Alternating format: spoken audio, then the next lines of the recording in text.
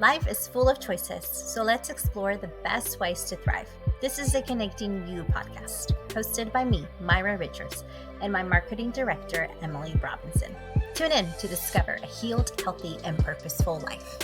We're back with season 5 of the Connecting You podcast. This season is talking about the hard truths, the hard conversations of life, and we just talked about grief, which connects to what we're going to talk about today, which is addiction. Not just to drugs, but any form of not having control over doing or taking a certain substance or a certain behavior. Myra, as a counselor, has had close personal experiences and has a good understanding of what addiction means, so I'm ready to open my mind up to that because it's one of those things where it's really hard to find compassion for people. I also interned for a rehab center. Okay. For a year while I was in grad school and learned way too many things that I'm thankful for now. It's been part of my life at some point or another. And thank you for clarifying, especially right now. I think I would say social media, working, exercising, eating, sex, besides the big ones, what we think are big ones, but they're all big to me, which are drug and alcohol. We should start with the basics, like drug and alcohol addiction. Hit me. What do you want to know? What hard truth are we uncovering? What is behind addiction? Addiction is a symptom of a deeper hurt, wound, trauma, whatever you want to call it. It is how people learn to cope. Usually if I do a genogram, which is like family tree in psychology, you will learn you're more prone to it if your dad, your mom, your grandparents, or somebody in your past family has had an addiction. It can also be habitual, a habit that you just keep doing. This is what I see more with, honestly, what I don't drink as much because I see moms of littles just use it as, oh, I'm stressed because of my family. It starts as like a simple, I'm gonna have a glass of wine at night because I'm stressed, turns into your kids are with you forever. So 30 years on the road, you're addicted to wine.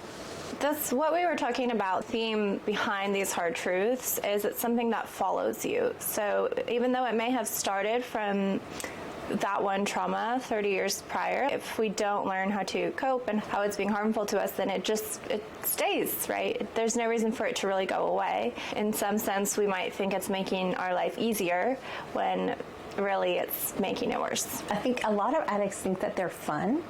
It makes them more fun. It makes them social settings, and they're not, right? Addiction hits everybody.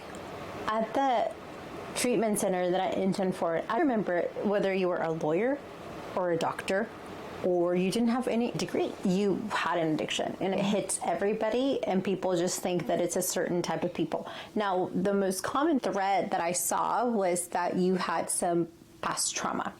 It doesn't have to be sexual trauma. I think that when we think of trauma, we think of sexual or abuse. It doesn't have to be that. It can be emotional abandonment.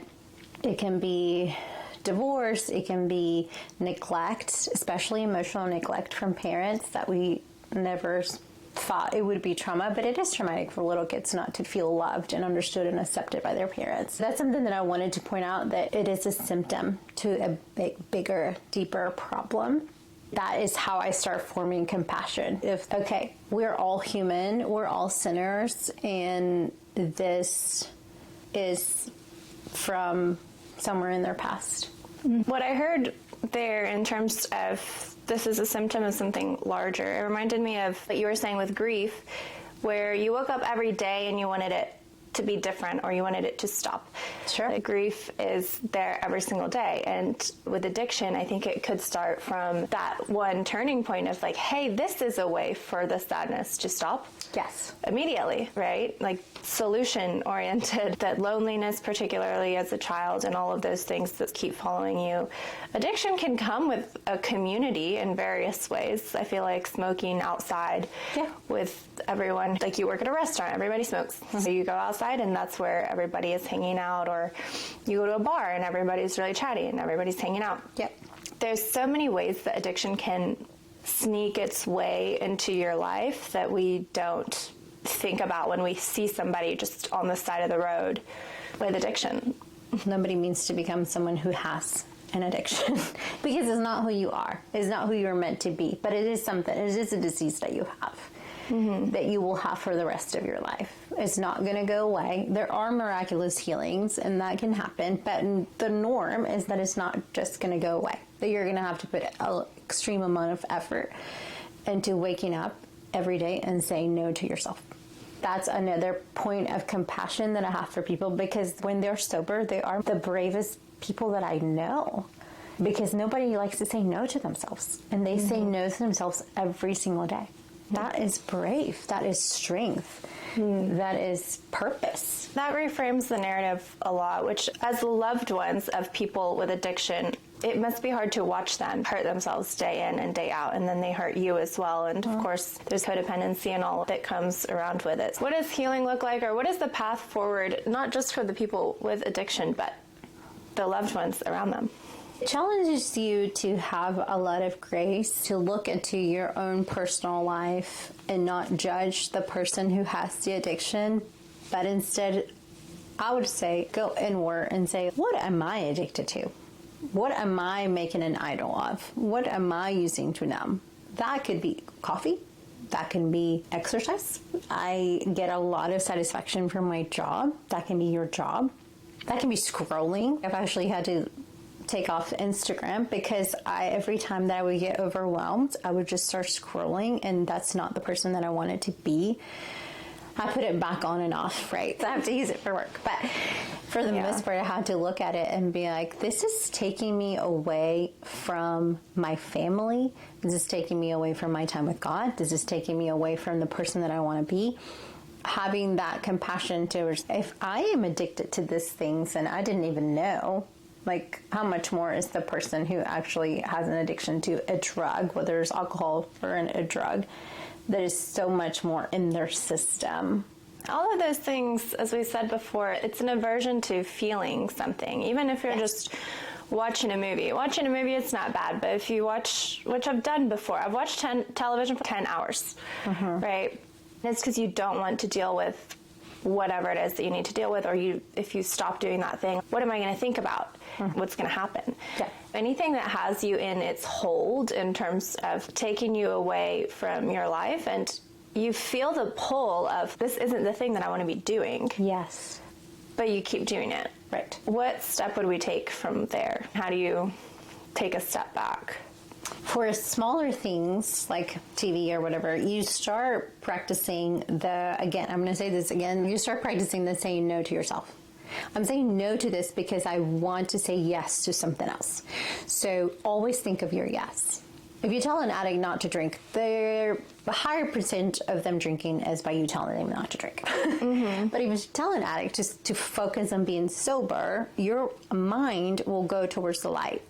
So focus on the thing, focus on the person that you want to. For me, that is, I want to be a present mom. When I'm saying no to having Instagram and liking the photos, because I do enjoy seeing people's lives, I'm saying no to that, but I am saying yes to something else. So always focus on your yes. Yes, I'm feeling like I want to be a person who's emotionally, spiritually healthy.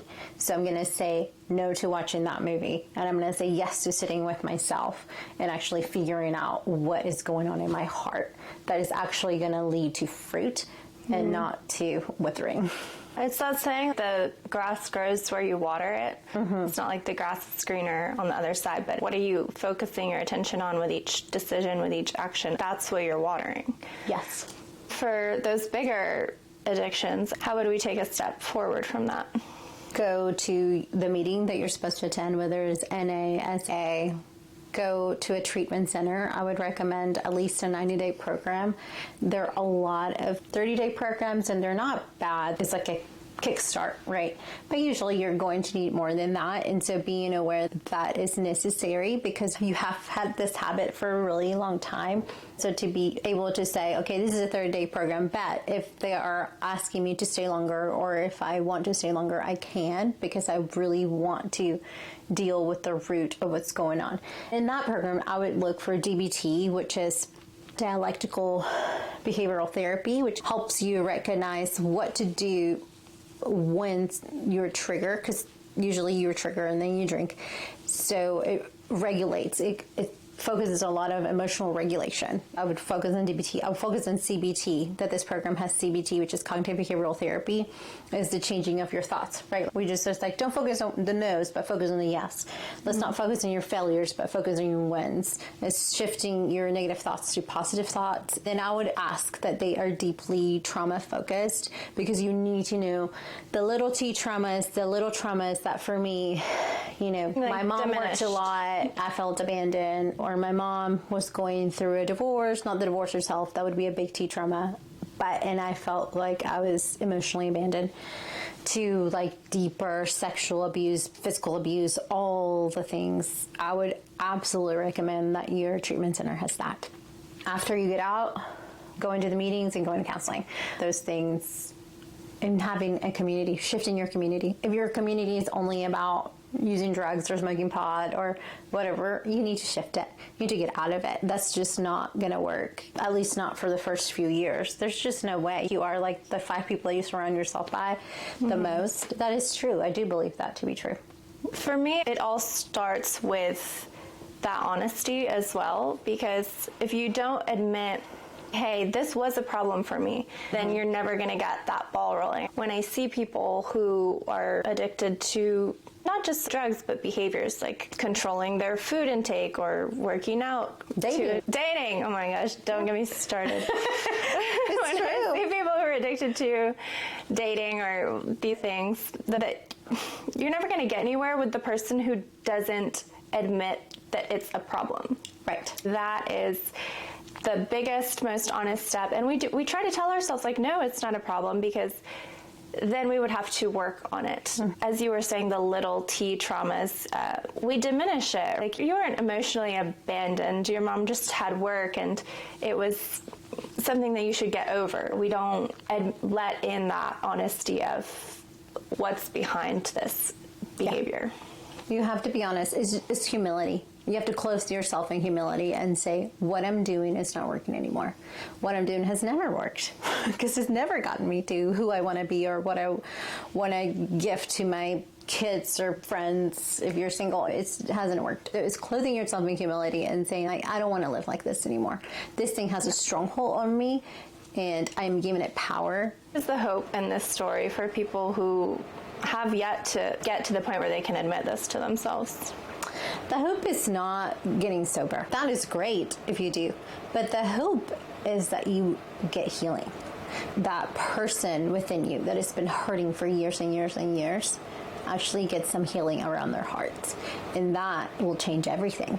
That is a true transformation of the heart. That will lead you to closer relationships. It will lead you to a healthier physical being, a spiritual connection. It will lead you to everything that you've ever wanted. Those things are in the other side. Getting sober is just the first step. Healing is what we're looking for. It's definitely a dedication to that change, because the person who you were before is somebody who is familiar to you and who you understand. There's probably going to be mourning even in just leaving the bad stuff behind and going forward. Especially in circumstances where that has been your community. That is going to be sad that you leave your community. But that was not the community that is giving you life. It's leaving you dry, it's leaving you dead inside. So it's shifting. There's going to be a grieving in that. But it's worth it. I've never met an addict who's left their past lives and not said that it's worth it.